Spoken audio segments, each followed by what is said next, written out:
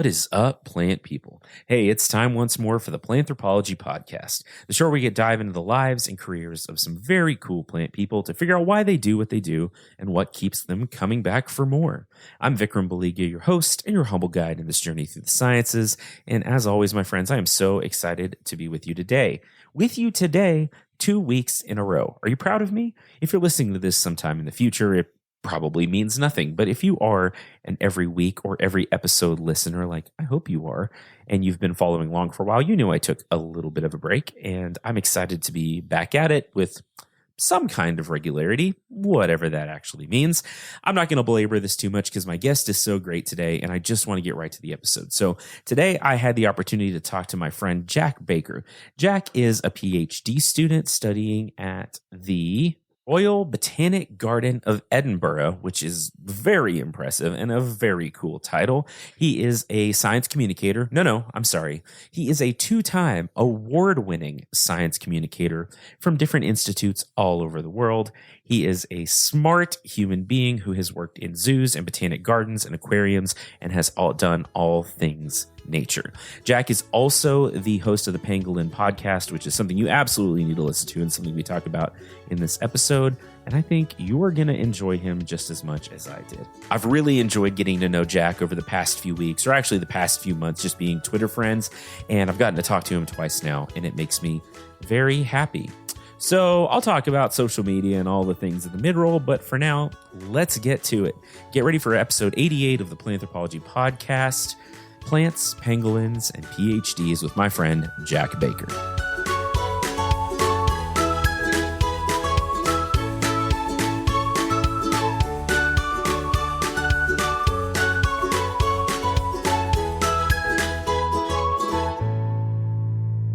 All right. I'm so excited about this.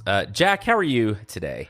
I am very, very, very good. I just started my PhD. I'm back in Scotland. I'm slightly adjusted back to my time zone after a trip to Arizona, so I'm a lot more awake than I've been the last week. And so I'm doing pretty good today. Pretty good. Yeah, and we chatted just a second before the recording started about how time zones are weird. Yep. And how I was like, oh, how's your day going? And it's like, what, 7 p.m. there, something like that? Yes, yeah.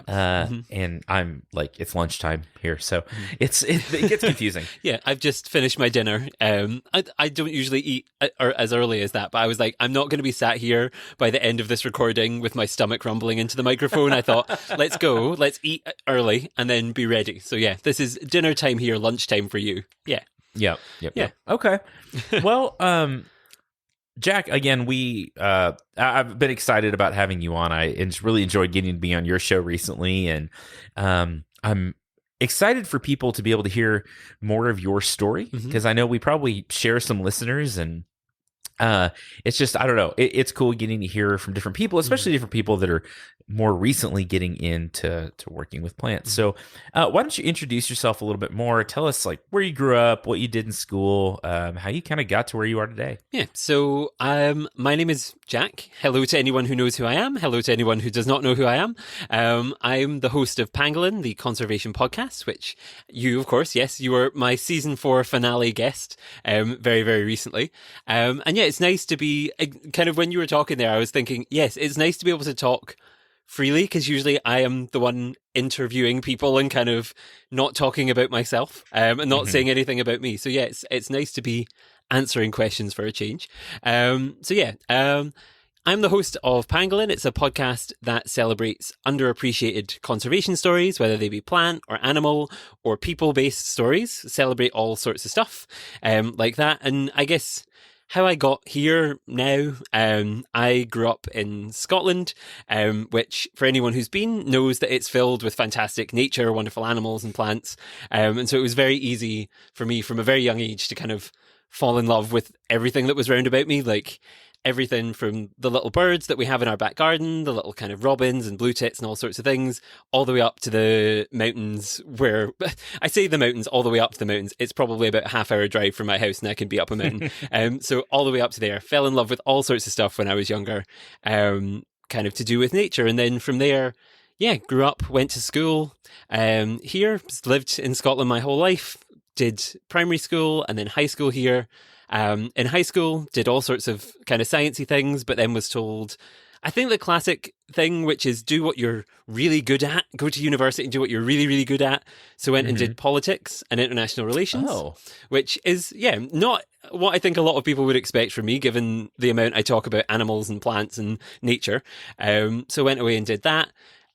Realized while doing that as much as I am good at it, it's not necessarily what I enjoy doing. So went back to uni, did a master's in conservation studies. And then, now doing a PhD in collaboration with the Royal Botanic Garden in Edinburgh, all about the impact of living collections on the climate and biodiversity crisis. And then, lots of stuff along the way, working at aquariums and zoos and botanic gardens and all sorts of things, which, we can get into. But that's the kind of basic storyline, I suppose. Okay. Yeah. Wow. So you've done a little bit of everything, really. You've done a lot. Yeah. That's my first job in the aquarium. Like I still sometimes go back to that, because even within that one role in my life, I did everything. Like the role that I was in was classified as visitor services. And it was very much like visitor services means you're educating primary school children. You are cleaning up if a child has an accident in the hallway. You're then going off to do a starfish presentation and tell people about that. You're then going to go and do a seal talk. You're going to feed this animal. Then you're going to work in the gift shop for a bit and then also help out in the cafe. And so even within that one role, I feel like I did a lot. And then when I expand that bubble to everything else that I've done, I don't know where I find time to sleep, but I do. Sometimes I do, I promise. I feel like it's only when I talk to people like you about this, I'm like, I've done quite a bit, actually. Yeah.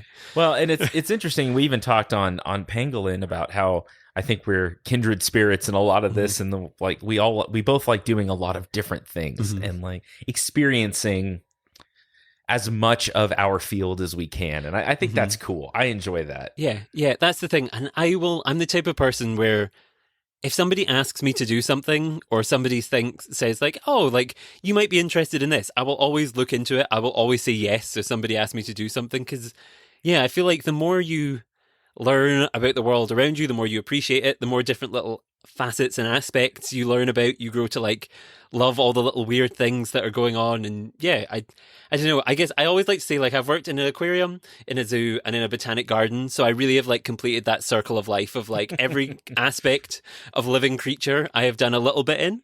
And hopefully with the PhD, obviously I'll specialize into certain things, and like I'll get to be knowledgeable about all sorts of things. But I also enjoy being that person who, at a pub quiz, or just when you're walking around and your friend has a question about something that flies past or is growing, being that person who's generalist enough to be like, well, actually, I can tell you about this. Like, I went to, when I was in London, like just after I'd started at the Botanic Garden that I worked in, we went up to one of the viewing points to the Sky Garden, which is like, you're meant to look out at the skyline of London and like appreciate the beauty of the city. But in fact, I was stood there being just enough of a generalist in a bit of everything at that point to be like, look at these plants. I'm going to tell you a little bit about the fact that that's a fern. And even though it looks like a palm tree, it's not. It's a type of fern. Like, that's the type of nerdy generalist I enjoy being. Yeah. Oh, I so much feel that. Like, it's funny because my wife and I will go to the zoo or whatever, and I like animals, and her degree is in wildlife science, and so she did conservation and management and collections, and so she'll be looking at the animals and talking about the animals, and like she'll turn around and I'm just gone, and I'm probably looking at a tree or I've seen a flower that I like, and I totally get that.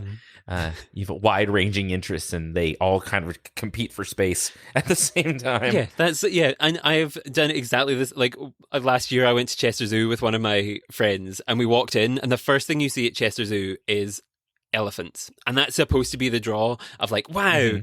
But just as you walk into the elephants, there's a tree stump that clearly was a tree at some point. They've cut it down and it's now just like this little stump, which to anyone else walking past it would completely blanket. It's not even something you'd register. It's not something you'd think about, but it had mushrooms growing all over it. So we walked in and I was like, oh, look at that mushroom. Like, look at that. That's the biggest mushroom. And all of these like kids running past me to go and see the elephants. And I'm just sat there like squatting, like, look at that. That's weird. Look. So yeah, I think although to be fair, I feel like we have enough friends in common now in terms of like the podcasting and nature world that we know that we're not alone in that. I feel like pretty much everyone I know now would do the same thing, but it still is that, easily distracted by cool stuff. Yeah. Which I'm not sorry about. So I'm going to put you on the spot. Out of those three, like, sort of career paths you've sort of taken, or job paths, which has been your favorite between like the zoo, the aquarium, or are they all just all different? So I feel like in this setting, I should definitely say Botanic Garden. But no, I guess like I love them all for different reasons. I think the aquarium holds a special place in my heart because it's the first job I ever had. It was where I kind of decided like, okay, I'm going to go down the kind of nature career pathway. The zoo I love because I love animals. Like deep down, I am like an animal person. That's how I first got. I think animals are the gateway to most people into nature, and they were the thing that kind of opened that door for me and kind of made me realize there was more out there than just people and those kinds of options of career. And so yeah, I think that's the one that really like I would maybe say like is the favorite just because of the like childhood joy. But then I also love the plants because I think during lockdown, so I started working at a botanic garden just after I finished my master's, mid-pandemic, still in lockdown. And I think having that space and the plants to kind of go and appreciate and kind of, it was still at that stage where no one could come into the garden. And no one could come into the glass houses and see all these wonderful things. So as sad as that was, it was also nice for me because it provided this nice, like, relaxing release place where I could go and be by myself and enjoy nature and connect with nature and fall in love with plants. So I it's kind of a cop-out answer, but I feel like at different stages throughout my life, they've all kind of meant different really important things to me, and it kind of shifts. I think like nostalgically, I love the aquarium. Practically and like childhood joy of like animals, love the zoo, and then having like an important meaning later on in life, I'm kind of starting to fall in love with plants. The botanic garden wins. But like, so it really is like a complete cop-out answer. But no, that's fine. No, but I think that's important. I think the way we approach the things we do is so interesting to me. And like the fact that we can have different favorites and different sort of, I don't know what the right word is, maybe priorities or whatever at different stages of our life, depending on what's going on with us. Like, I think that tells such a good story that like, okay, yes. I mean, it's so cool that you've worked at like all these places in the aquarium and you see all the value in things that were built around that. And you can look back and see what the zoo taught you. And now you're kind of getting to find almost a new career path through the botanical garden. I love that. And it's exactly that because, and I think what the good thing is like, there's a point where, and I'm still kind of working for both the zoo and the botanic garden in kind of a 0 hours kind of sense of like, I go in when they need me. And it's interesting now still kind of like learning from one another.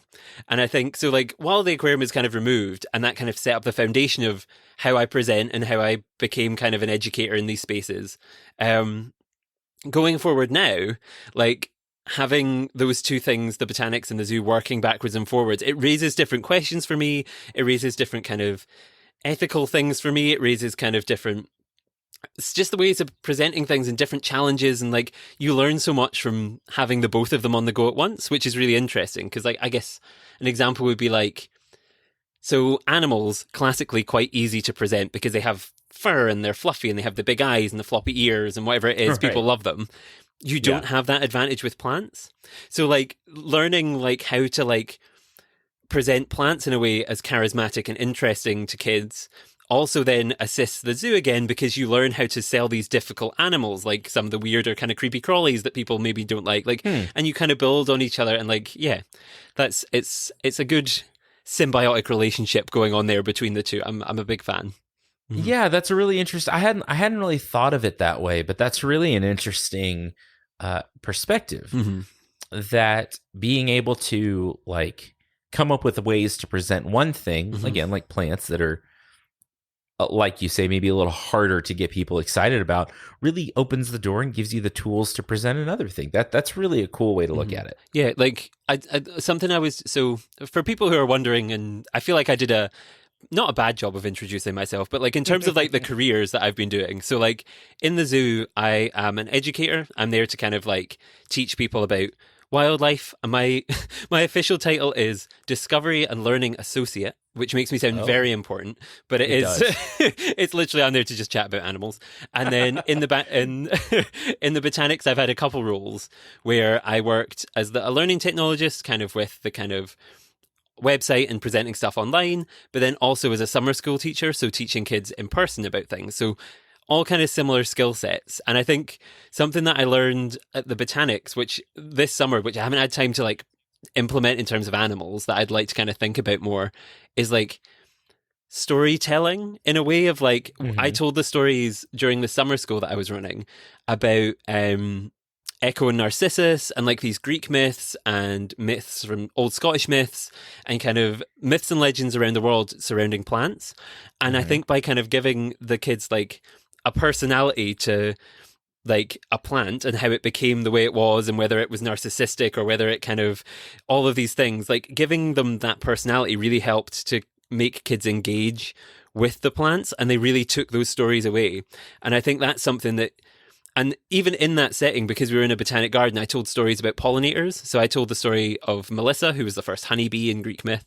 And that really worked well in translating not just plants, but also pollinators. And I'd be interested to take Hmm. that to a zoo setting and see if, like, do you need the stories to engage people? Do they want to sit down? Because a garden is a very relaxing setting where people can sit and learn things and listen to a story. But could you do the same thing Yeah. in a zoo? Like all of these questions fly backwards and forwards and are interesting Huh. to me. So yeah. That's really fascinating, and that would actually make a really cool research Hmm. project of time spent in like different parts of maybe a garden versus a zoo, Hmm. and how that impacts like education about the sub. That's a really cool idea. I really like that. Yeah, yeah, that's the because yeah, it's so easy to get kids to relax in a garden where there's just light bird song and kind of like we did a whole Hmm. activity which was, and I was really nervous about because someone had suggested it and organized it, and I was really nervous about it, and it was a writing activity where we got them to sit under a veil of silence, and they would sit in the garden, and the whole activity was like sit now. Think like all the prompts for the writing were basically they got given a postcard sized bit of paper, and the prompts were like, we want you to write this short kind of descriptive piece of writing about I can smell what I can hear, Hmm. what I can feel, what I can see, what's around you, what can you see, and working in total silence to appreciate the garden. And I was nervous about that because I was like, having worked in zoos previously, if you were to try and do that next to a habitat filled with gibbons or chimpanzees, Right. that's just not going to function. But in the garden setting, it worked really well. So Huh. it's yeah, it would be interesting to actually do a proper study of like where do these activities and outdoor learning things divulge into different stuff. But Yeah. yeah, Huh. Very cool. yeah. So speaking of research, let's talk about your PhD a little bit, Mhm. because I think it's really such a cool topic. And you've mentioned a little bit how it sort of has come out of your time at the Botanic Garden Mhm. and your work there. Can you tell us a little bit more about like how that started, how you decided it's something you wanted to pursue, Mhm. and then you mentioned that you've been scrambling and speed writing a literature review. Mhm. Uh, and if you don't mind, just like take us through what that process of getting into that looked like, and sort of why you picked the topic you did. Yeah, so if you couldn't tell already, I love nature and I love wildlife, and I've always loved these sorts of things. And I'm really interested. Also, subtle hint by all of the jobs that I've had, I'm really interested in how conservation science and how conservation knowledge and animal knowledge and plant knowledge and all of these things, how that research is translated, whether it be to the general public and visitors of good gardens or wherever it is, or to policymakers and to kind of on a kind of higher almost level to the kind of decision makers. It's all kind of this conservation communication stuff has always really interested me. I think especially with my Hmm. background in international relations and politics, it kind of fed in there. And even at that point, when I was doing my undergraduate degree, I was already starting to think about anthropocentrism and kind of how um, laws and kind of nature is perceived and kind of thought about. And so all of these ideas were swirling around, and they had been swirling around through my master's. And then I was working at the Botanic Garden for a few years after kind of stepping out of the master's. Um, and yeah, I'd always thought about doing a PhD because I thought it's something that I really want to kind of be able to spread this message as far as possible. I really want to be able to do it in a way that's kind of best and the way that's kind of I feel the most well equipped, and I feel like a PhD would be a good way to learn all the skills that I need to kind of get information out there and try and also kind of be able to understand it properly and all sorts of stuff. So I'd always kind of been interested in taking it to the next level and doing a PhD.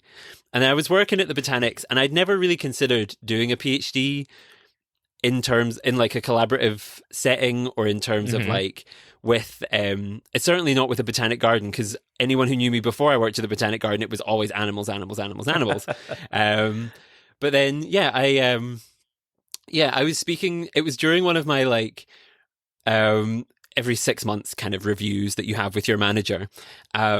And he kind of caught me off guard slightly, because during the review he went, "You don't want to do this forever, do you?" Because I was working kind of assisting with his course, and it's quite like it kind of takes you off guard when your manager says to you, "Oh, you don't want to do the job you're doing now," because it makes you think, "Oh, and he was like, "No, you're doing it really well, and you clearly like are enjoying it, but that's not the forever plan." And I kind of was like, "No, I kind of have always wanted to do this and kind of explore PhDs and do this all sort of thing." And he said, "Well, listen, like your interests in the communication of conservation are something the garden is really interested in, something that we could definitely find a way to form your ideas and kind of help kind of shape that and move you forward into a PhD program." And I thought, well, that's fantastic. So as soon as that kind of happened, I was emailing people in the garden, different researchers and stuff that work, because at the Royal Botanic Garden Edinburgh, there's a huge amount of science goes on behind the scenes. There's kind of huge amount of research goes on around the world. So there's a lot of people there who I wanted to speak to about kind of what they did, where they thought there was openings for PhDs, where they thought maybe would they supervise things. And so I started just chatting away to people. And eventually I found Alex Davey, who's my supervisor now, and we talked a bit. She is the science, I wouldn't say policy and impact officer or something along those lines. I've definitely got that wrong. So if you're listening, Alex, I'm very sorry. So her job is kind of like taking all of the research that the garden does and translating it out into the general public, and like into like press releases, or into kind of like if anyone asks basically for information, she kind of will formulate it for them. And we were talking about how the garden does that, and how kind of we know we have impact, but there's no way to kind of monitor that or register that or kind of track the impact in a way. And so, we kind of started working on this idea of kind of like how to measure the impact of a living collection that features not just plants, but also a huge amount of research, a huge herbarium, huge pieces of kind of, there's the collection at the Botanics has books and archives and artwork and all sorts of stuff. How does all of that collection, how is it used to impact the climate and biodiversity crises? Because those are ultimately what the garden wants to kind of help prevent and limit the negative impacts of. So so we kind of started working with this idea. We brought in kind of Suzanne, who's head of the education department at the Botanics, and then I went out and started bothering people at different universities to kind of be like, would you be interested in working on this? And so eventually found Aidan and Sam at the University of Edinburgh, who are my supervisors now, and we kind of all came together and worked on this idea, and it got pulled in 100 different directions all at once. And because I have previously said, I say yes to everything, I wanted to investigate all the different options, and it became kind of a camel of like a horse designed by committee, where it was like, it's got the hump and this and that, and it's going to do this and that and the next thing. Right. And so it kind of, all of that kind of happened, but then got that slap back to reality of, come on, you can't do everything. And so we kind of took the idea, got it right back down to basics, worked it all out. And it kind of became this project that I'm working on now, which is titled something very long, which always goes out my head, but is basically, what is the impact of the work of the Royal Botanic Garden Edinburgh and its living collection on the climate and biodiversity crisis? And how does kind of, everything that we do impact that, both within the UK, where we're based, and in Scotland, and where we do our work abroad. And is all that work being done in the most effective and appropriate way? So there's a lot of that to pull out and a lot to unpack there. But that's kind of the basic idea and how we got to it. And it was a long road. It took in terms of like writing it and finding it all all the funding and stuff, it took like over a year to get to this point. But we're here now, sure. and that's what matters. Oh, sure. I say building a horse by committee. I like that. Yeah. And that's really a fascinating project because I think, like you kind of mentioned, one of our biggest challenges in education in general, I think in a lot of ways, but especially public education, like non-traditional, like non-classroom education, like you and I both do a lot of, it's hard to measure impact. It's hard to look at, okay, we have this garden that has signage and it has collections and like, okay, but what are we doing? Like, is it meaningful? Is it? So I'm excited to see where your project goes because this is like close to my heart too. In, we try to educate people and we try to build an ethos of conservation and of love for nature and all these things. But actually being able to come up with like tools to measure that is really interesting to me.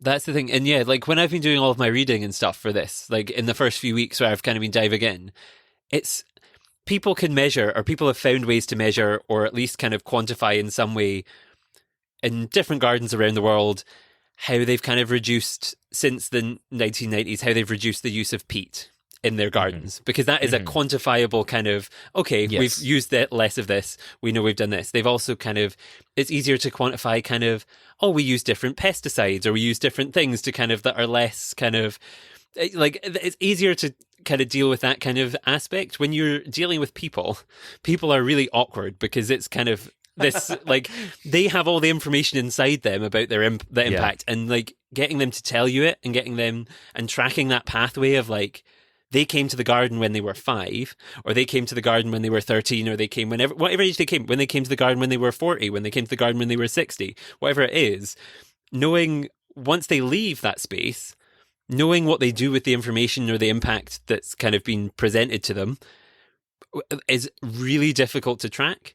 And it's difficult to know whether you've kind of inspired them in the room and they've kind of felt like, yeah, this is great, but then they've walked away and not actually implemented anything you said. Or like some people who don't look like they're responding might be the ones who are really processing it most of all. And it's just hard to know exactly that sort of stuff. So yeah, I think one of the major challenges we have for the project going forward that I'm really interested to try and, like, this is the major first hurdle, I think, before we get into field work and all of the other stuff, is like, what is impact? How do you define impact and how do you quantify it?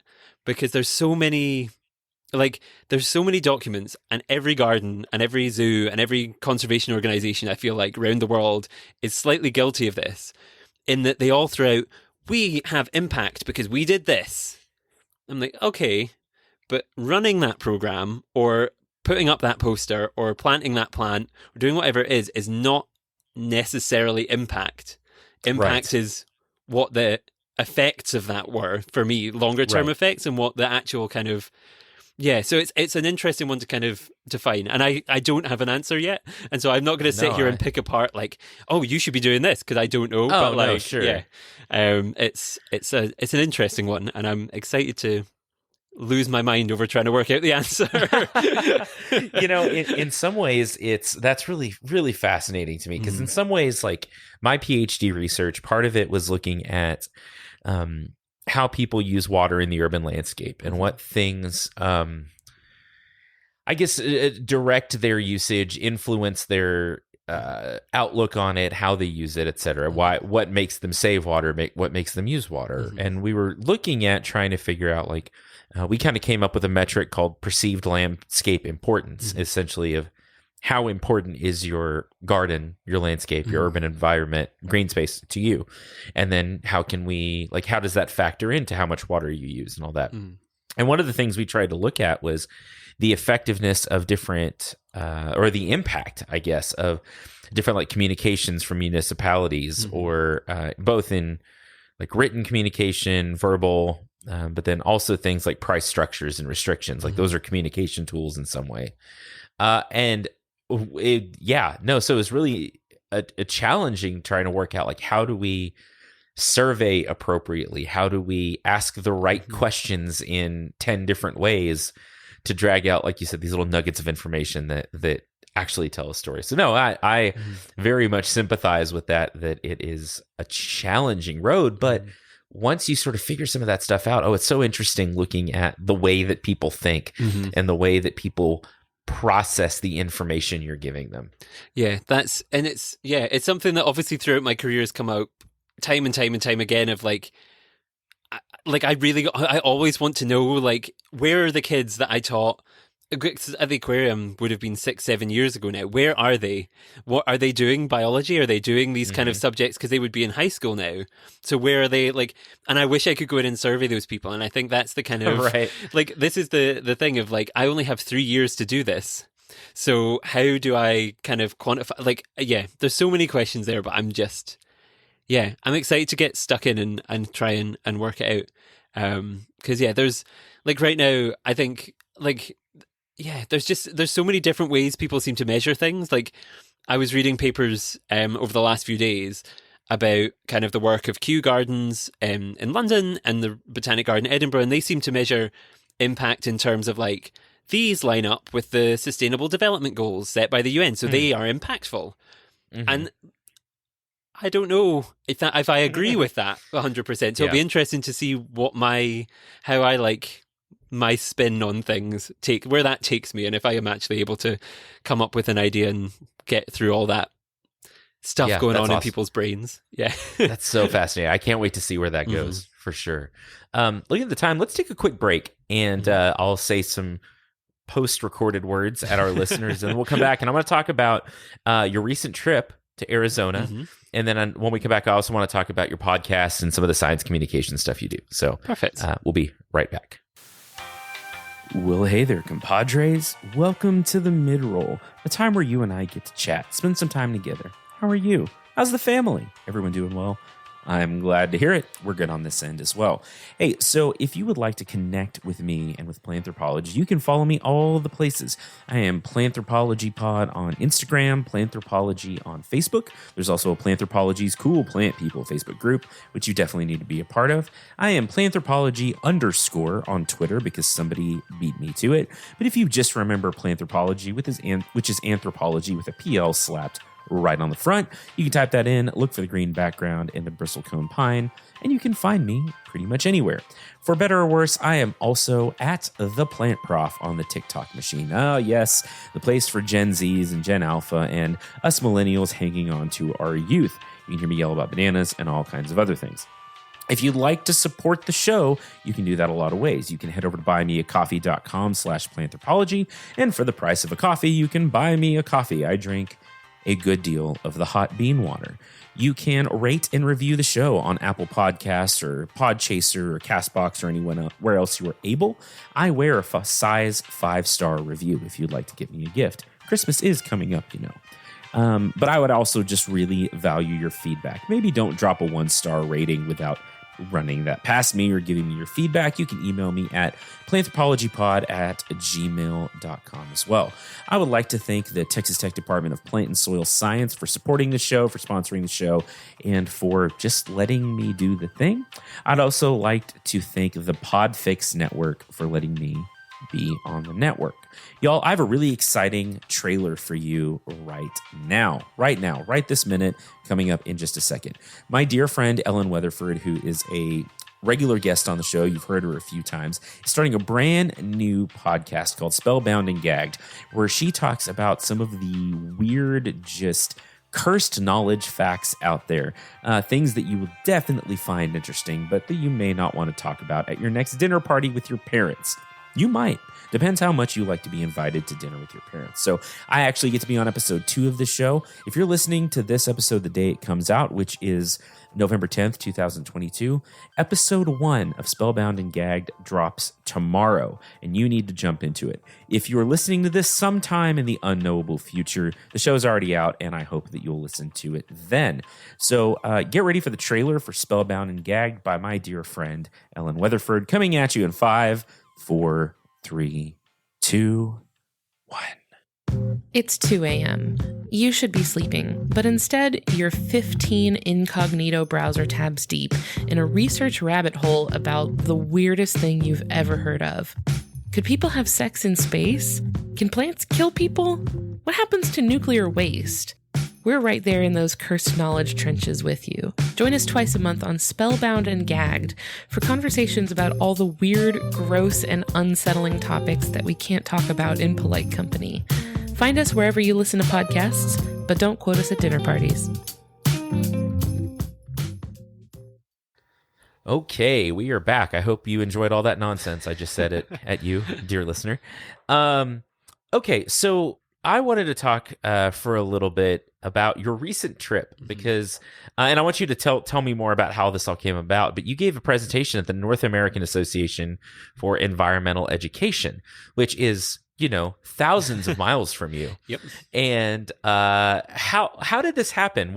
How did you get like this? You were honored at this thing, right? Like you won an award. Is that correct? So yes, it still feels very strange to say these things. Because yes, I get to say, especially now, I was actually recently placed on another list of interesting things. I was placed on a list of top 50 zoo and aquarium influencers recently as well. So I can now say I'm a multi-award-winning conservationist, which just makes my ego go through the roof. But the first award I won this year, which listeners, I am not as pretentious as I sound. I understand it is ridiculous.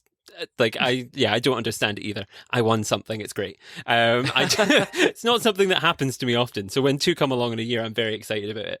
But no, earlier this year, the North American Association for Environmental Education put me on their list of 30 under 30 list. So it's a list of 30 individuals that they publish every year under the age of 30 who are doing something to promote environmental education in an interesting or different or kind of unique, I suppose way. And yeah, I was invited out to Arizona to speak at their conference as part of their closing plenary event. Wow. Yes, which when the email came in, it was kind of like, oh, we'd love for you to speak in Arizona. And the first couple sentences, I was like, I'm in Scotland. Like I maybe virtually, like I can't possibly, like there's no way I can do that.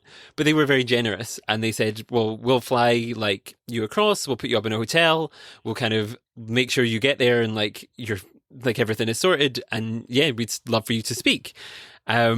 Which was madness and kind of scary because it was bizarre. Like I guess I was on the keynote speakers page for this event of like, it was me next to like published authors of like Robin Wall Kimmerer, who wrote the book Braiding Sweetgrass, I think it's called. Like, big name, like Julie Packard, who founded the Monterey Bay Aquarium, and all of these other like amazing people. And then me and I was like, this is bizarre, but it felt so special. It felt so justifying being like, having young, because it was me and another one of the 30 under 30 were invited to speak, Renata, and it felt really good to have young voices on that stage and on that thing as well. So yeah, that's why I was in Arizona. That's why the award I was being honored with, I suppose. And like, that's the kind of, how I got there. That is so cool. Yeah, that's so cool. It was really well. Cool. Congratulations on both awards. Actually, that's really amazing. And honestly, they are so well deserved and so well earned.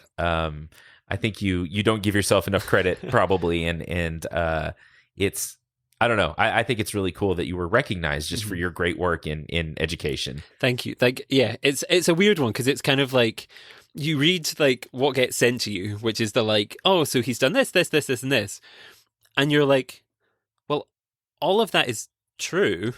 But like I still don't know if like, are you sure you meant to pick me? Because like that's all right. But like, I'm sure there are other people who've done more interesting things. But like, no, it felt so good and it felt so justifying because like I am, for listeners, I've not mentioned, I'm 25 years old, and so to be like, and I think for a lot of people going into a career in environmental education or anything really environmental or nature, a lot of the time you're told like, not a great idea. Like maybe go into something where you'll earn a lot of money, or maybe try and like do something like a proper like job. And you're like, well, no, what I do is interesting. I love it. And it is a proper job. It's just not what you would consider necessarily to be a job, because it's not something that fits into the kind of like banker or doctor or like format of like that we're meant to think. And so it feels really justifying when an organization like NAAEE, which I've had to say that acronym so many times now. To say.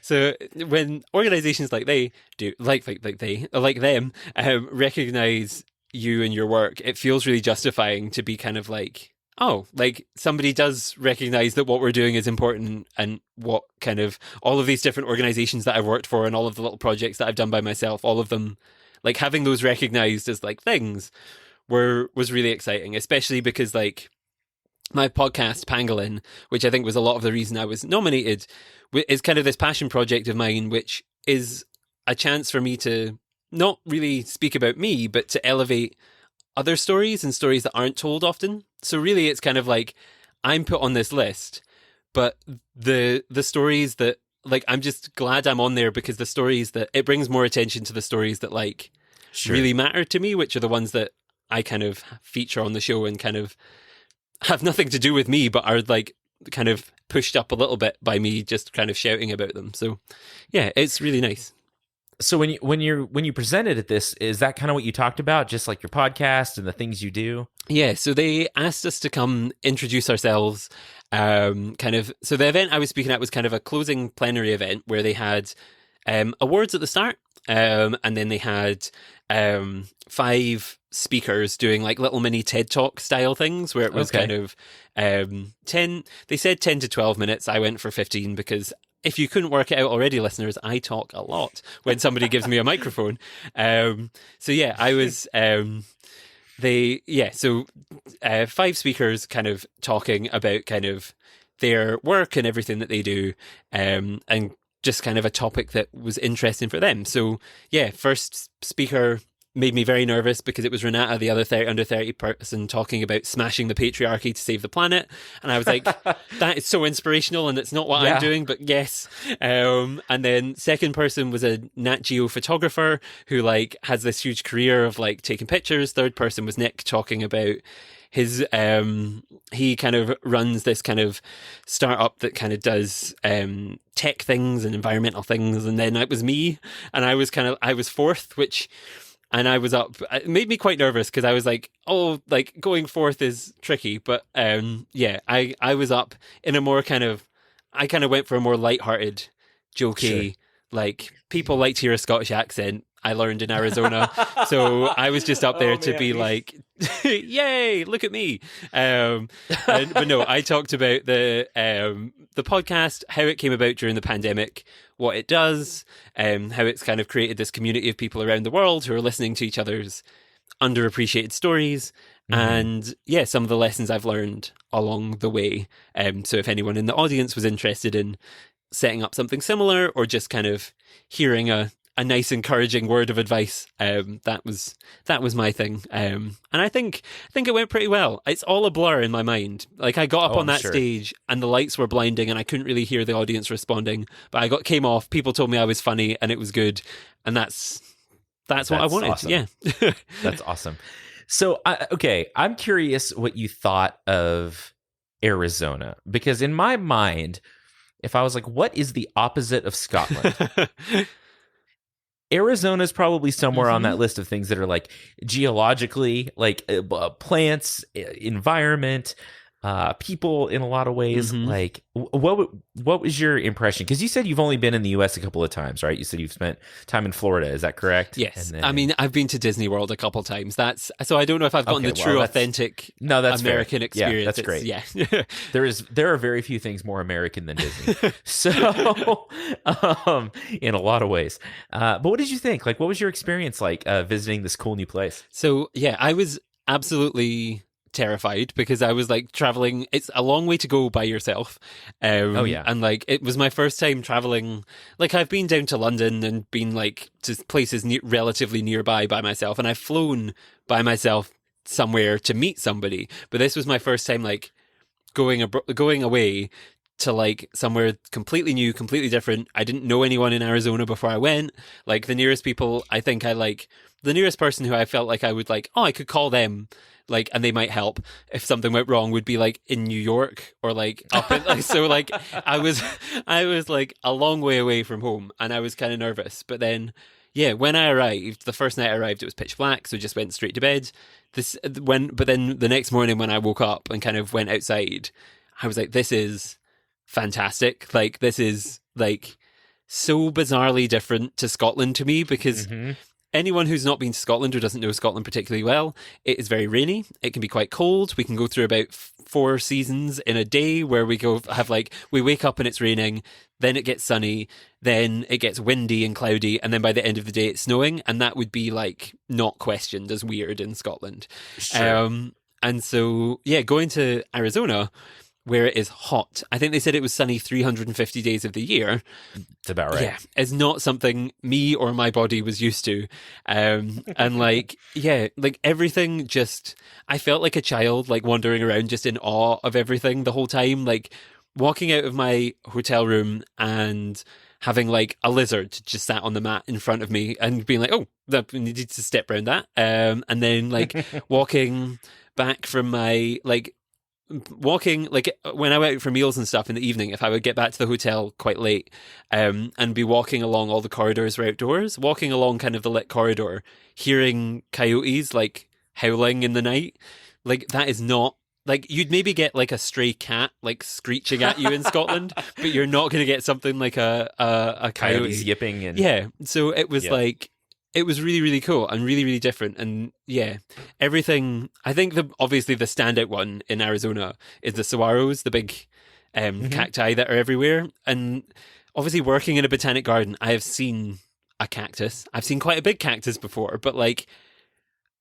just driving, like before I went, I was like, oh, I wonder if I'll see one. Because like there's a national park with them in it, but like maybe it won't be like, oh, I don't know, like maybe it'll be a bit like hard to spot them. No, they're everywhere. They line the roadsides like everywhere. Trees. They're huge. They're like the biggest things I've ever seen in my life. And they are fantastic. They are, and I like just so amazing. Like it takes a lot, I think, when you've worked in all, like when you are a nature person, it sometimes takes a lot for you to really be like you get excited about things a lot, but it takes a lot to really take your breath away and be like, oh, that's so like, but the saguaros are something that like, wow, fantastically different and bizarre and so interesting, so interesting.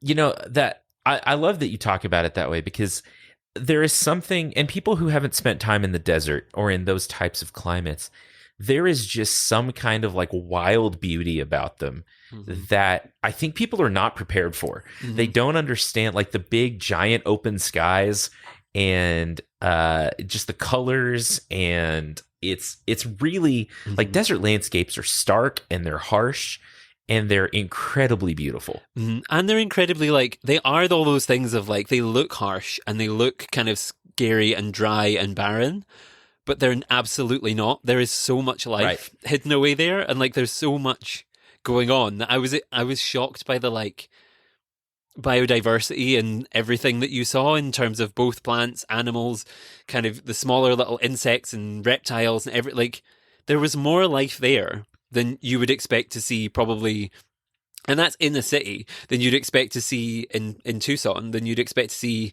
like in a city in the UK, which you'd think, like, I don't know what it is when there's more rain and there's more kind of classically green plants and like leaves and everything. Like in my mind, I was like, oh, there'll be more biodiversity in the UK because there's more water. Water means life. But in this incredibly dry place, the way that all of these things have had to adapt in different ways to survive in 100 different like really hot and bizarre situations, like it's just fantastic. And like, yeah, it's fantastic. And like, you know, I told this story because when I was away, I did a little travel log series of mini podcasts on my show. Yeah. And I told this story there, and it's something that like will stick with me forever. Was like on the last night, I went up for a little hike up one of the like trails near the hotel, and it takes you up this hill that looks down over Tucson, and kind of you can see for miles. And that like desert sunsets are like the most fantastic thing. Like Incredible. it's mind-boggling. Like the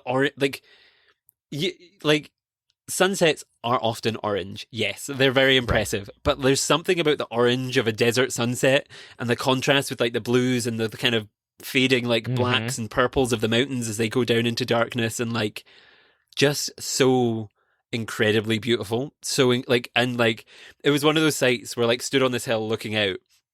I was partially terrified because I was like, we've got to get out of here before it gets dark, because I'm not walking into one of these cactuses. Yeah, yeah. Like, it's not going to happen. But like, also like a moment of like, that's a core memory that's sticking with me for a very long time. Like that perfect view was just fantastic. Just fantastic. Like amazing. Very cool. That's very cool. Yeah, and I enjoyed kind of watching your pictures on Twitter and just kind of seeing your experience, because I guess we had spoken for your podcast a couple of weeks before you went, and it was fun getting to just see you experience that. It's very cool. Yep. I messaged, because your episode of my podcast was meant to come out while I was there, and then I had to, for listeners who have listened to that episode and were maybe like, why is he delayed like the season finale by a week? It was because when I got to Arizona, I was so inspired by the beauty of nature, I had to message you and be like, I'm delaying your episode by a week because I need to do a travel log of how incredible this is, because it's just like, I saw my first hummingbird, because we don't have those in Scotland, and really? Just like, yeah, at first I was like, what is that? Like, that is the ugliest, biggest moth I've ever seen in my life. Why is it moving like that?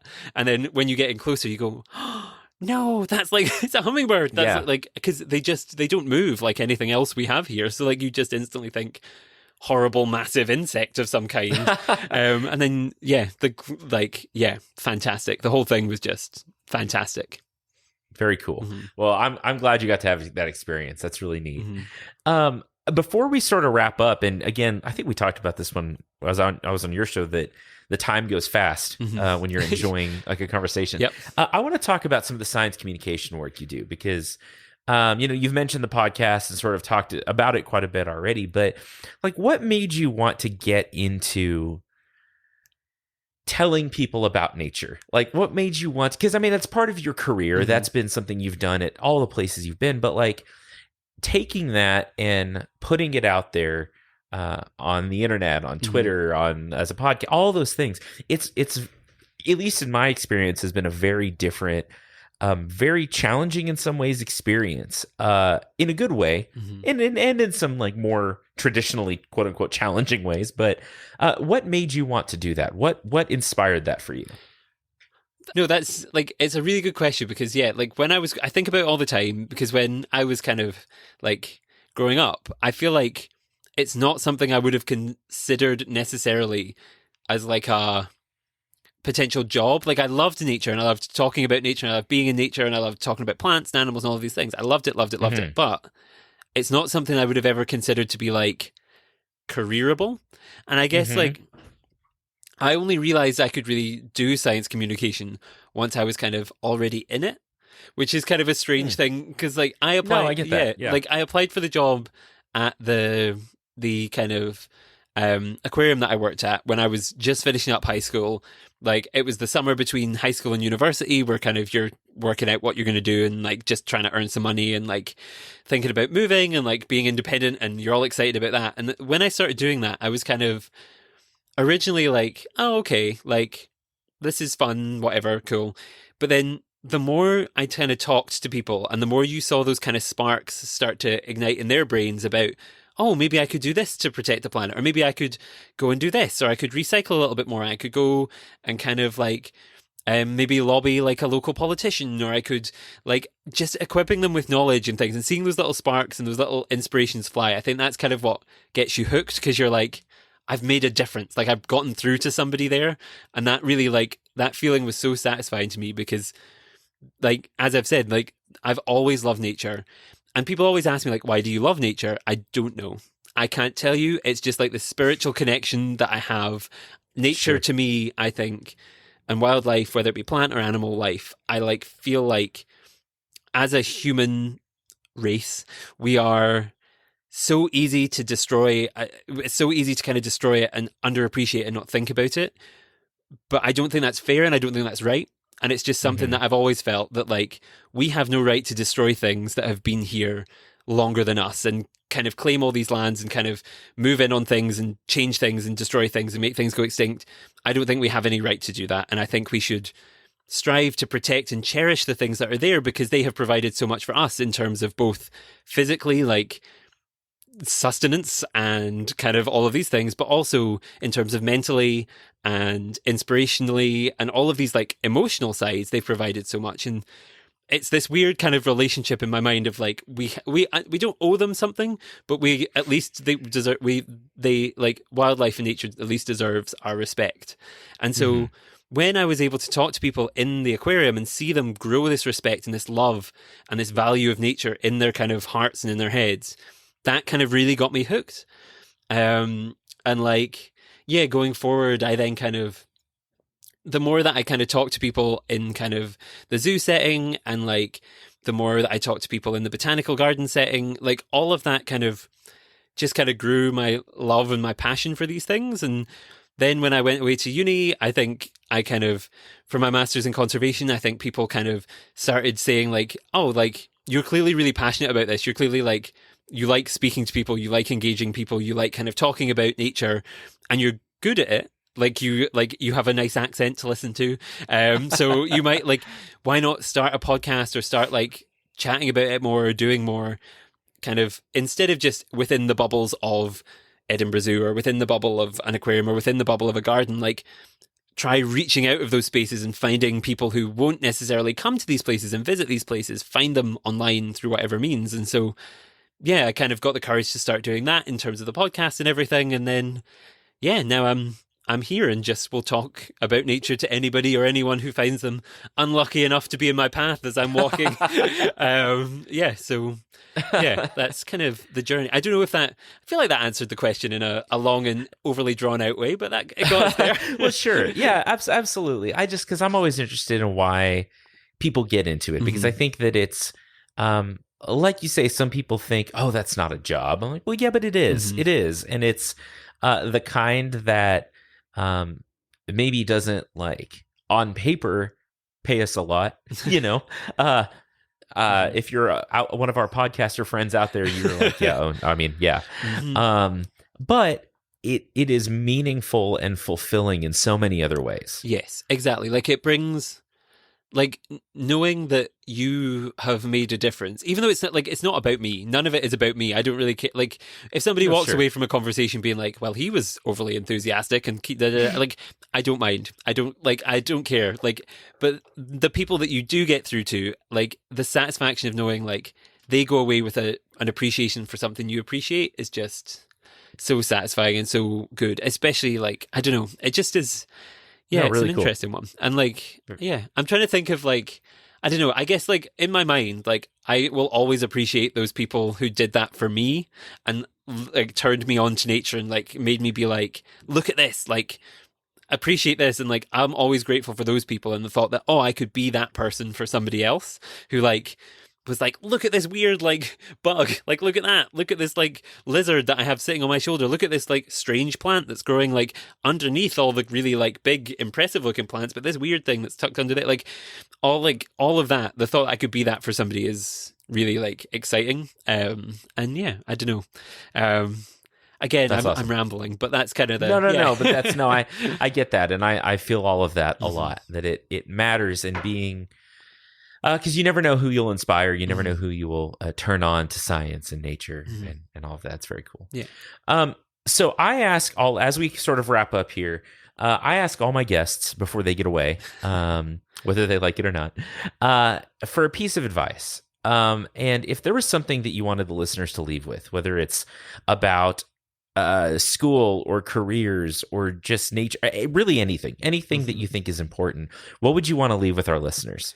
So I guess it's the piece of advice that was given to me at university. So, and I love to share it with everybody because I think it was something that fundamentally changed the way that I view the world and I view myself and the way I view my place and the way that I see the world. And it changed all that sort of stuff. And I like to ship it out to as many people as possible. So it has a little bit of a story attached. Is that okay?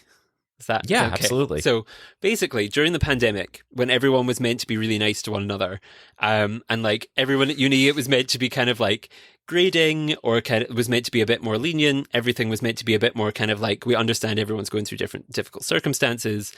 I had a bit of feedback on a presentation that I gave that really annoyed me and really upset me at the time, but now I look back and laugh on it because it led to another piece of advice that is the good piece of advice. So what I'm about to say is not the good thing you should listen to, listeners. Basically, Okay. so I submitted this presentation that we'd done, and I was really excited about it because I was like, presentations are my thing. I've done it in all of these different settings. I know I can do them. It was a presentation that was meant to be about kind of convincing somebody who had never or convincing kind of a politician to care about, in my case, I was assigned puffins, the little seabirds, and making them kind of want to implement conservation action on an island that's off the coast of Scotland to protect puffins. So I'd put together this presentation. I was really confident in it. It brought together kind of international relations elements that of my kind of undergraduate. It brought together kind of the conservation stuff that I knew I was good at. It brought together all the presentation stuff. I was like, yes, great, fantastic. And I received a bit of feedback on that work that said it was childish, and it was not good because it was juvenile. And if you were to present anything like this to anybody, they would not take you seriously, and they would not kind of consider you to be a serious scientist, and you wouldn't. And I was like, and at the time, I say this now kind of like laughing and smiling, but at the time, Right. mid-pandemic, when I'd been locked in my house for 6 months, that particular piece of feedback did not go down particularly well. And I was very upset and I was very angry about it. And it kind of really demotivated me for quite a long time because I was like, it kind of makes you question like the way you view the world, of like having this like wonder and joy and childlike kind of energy when you look at it is kind of taken away because you're told, well, that's not scientific or that's not professional enough or whatever it is. And it kind of like, oh, okay, and demotivated me. But then the person who gave me that piece of feedback will remain nameless. But then my dissertation supervisor, who was fantastic and lovely and wonderful, Dr. Monique Mackenzie from the University of St. Andrews, who is amazing. She was kind of helping me to kind of create my dissertation project. And I think she could tell I was a little demotivated and annoyed about things and stressed about things. And so we had a conversation in which she kind of gave me this advice, which has stuck with me and I think has changed and re-motivated me, which is the way that you look at the world with this kind of childlike lens and childlike joy is really special and unique. And conservation can be really hard and it can be really challenging because there are those people who are nasty. There are those people who, there are challenges that are so big and they seem so huge and they're battles that are really like, you don't think you're going to win.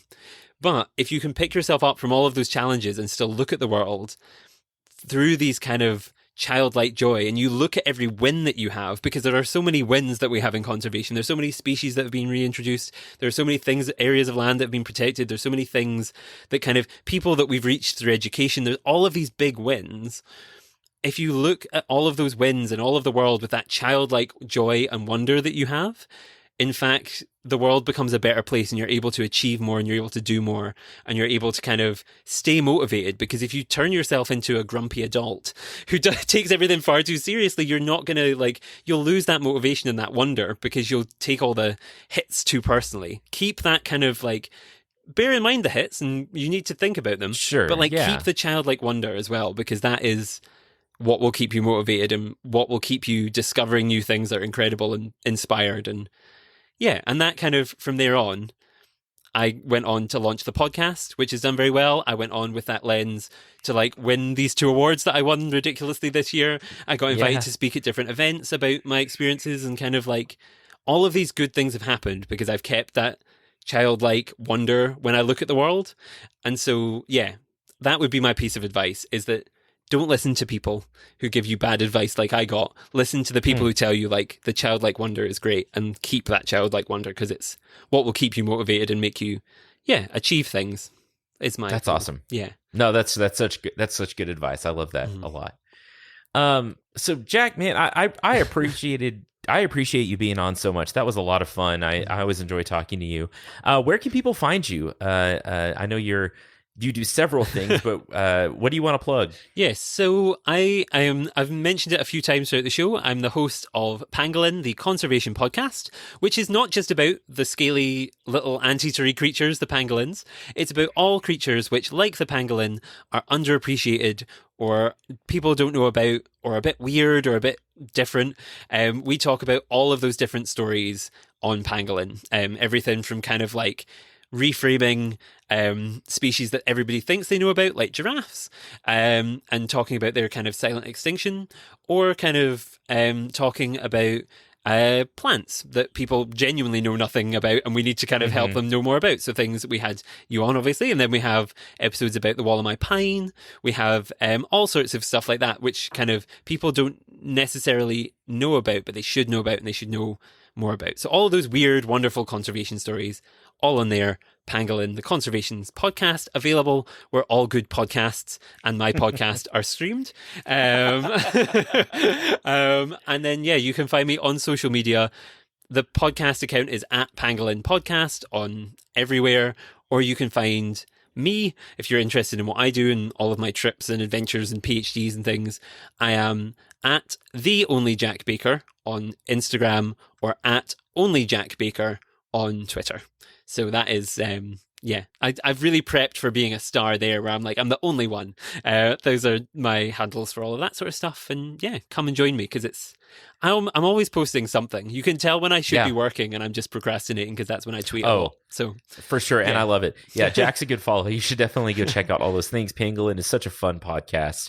And if you've enjoyed his enthusiasm and just love for nature, you absolutely should be listening to that as well. It's a great show. Thank you. But Jack, again, I really appreciated it. I'm glad we get to be friends, and I'm glad we get to chat about nature and stuff. And just thanks for coming on. Well, thank you for having me. Thank you again for being on my show. It's great. And very glad. That was very genuinely nice. That was like, friends. Genuinely very nice and very appreciated to have, somebody like more nature people all around the world to chat to about things that we love. Like, thank you so much for being that. And thank you for producing a great show, because and love it. Oh, I appreciate it. Well, to all of you all out there listening, thanks for hanging out. Thanks for doing the thing. Keep being nice to each other. If you have not been nice to each other, maybe give that a shot. And we will talk again soon. Y'all, I hope that you never lose your childlike wonder or the desire and the love for sharing that wonder for other people. Just like Jack. I think Jack is such an inspirational guy, not just because he wins awards and does all kinds of cool stuff, but because he's just a genuinely kind human being.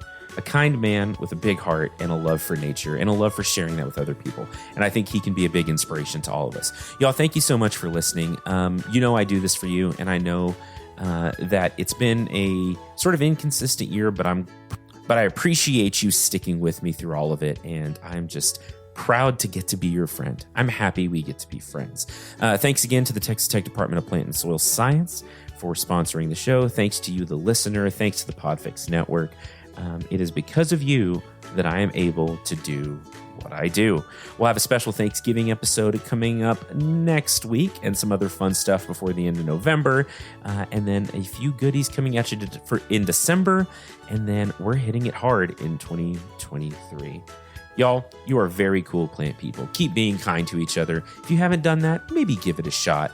Keep being great. Keep being wonderful. And I will talk to you next week.